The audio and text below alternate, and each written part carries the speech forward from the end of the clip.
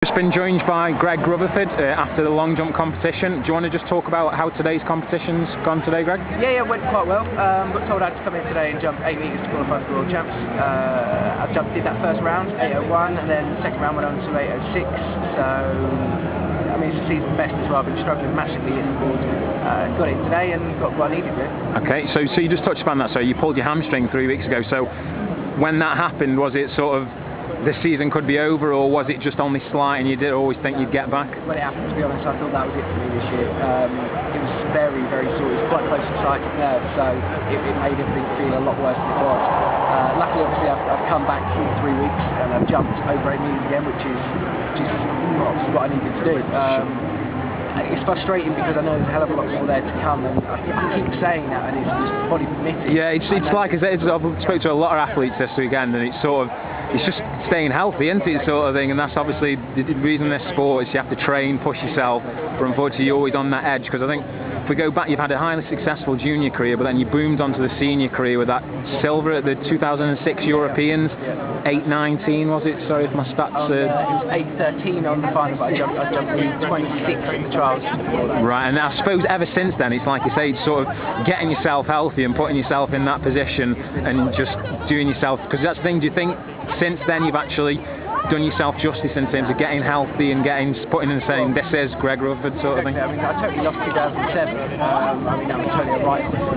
And then when it was 2008 again with injury issues, luckily I managed to put it together for the Olympic trials and stuff. And then the qualification of the Olympics again all went great. Got to the final, and I just think lack of everything. I wasn't ready for it. And went in that final when things didn't go well. And this is what's been so frustrating still for me. It's just getting that solid block of training, a solid block of competitions, and progressing rather than going a nice block injury, a nice block injury, a couple of injury, and then trying to get back into it. So is it what is it you struck? What injuries is it you're just most susceptible? Is it right? Okay. So it's been quite a few hamstrings. I think like 9 in 2.5 years or something. Okay. So, I mean, it's too many.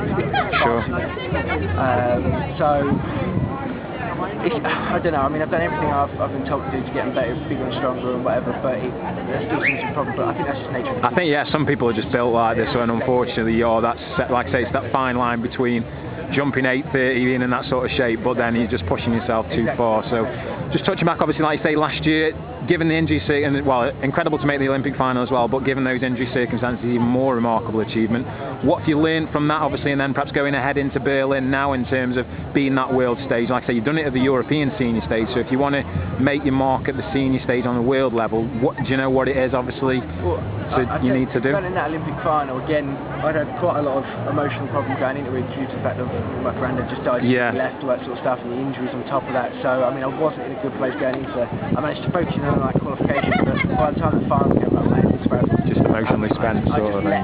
Basically everything stuff came on top of me, and I let everything that never normally affects me. So I'm normally big occasions I'll enjoy them, and I'm normally about to raise myself quite high for them. But this time, everything got on top of me.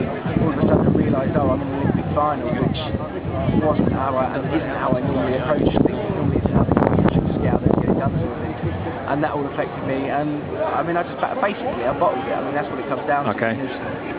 I mean, it's not something that happens a lot and it's likely to happen again, but there's just so many other things going on around it. It's just impossible to block out in it. And once you let other things get inside your head, it's impossible to go on from that, really. So, I mean, now I definitely know I've dealt with some of the hardest situations ever. I was going to say, it's got to fill you with a lot of strength and emotion. Like I say, given those circumstances, you can still deliver, be in there, not necessarily in the final, but you've proved your worth by getting to that final.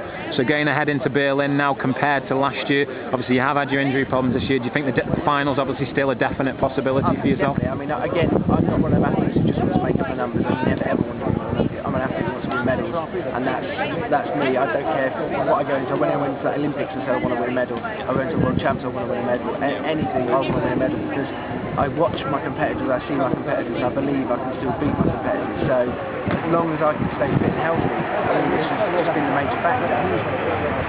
There's something good can come, and he's just doing that. I'm hoping now for the next few weeks to stay fit, World Champs, and actually do something. Well, like I say, as I've been saying to you, I'm pretty sure fit and healthy Greg Rutherford, and along with Chris Thomas as well, obviously we can't neglect to, definitely, obviously you guys highly potential to smash that British record, I think, definitely into those 8:30s, and if you are able to produce that, hopefully there's a definite possibility of those medals. So like I say, fingers crossed you stay injury free, or obviously seal selection today, so congrats on that and all the best for Berlin today then.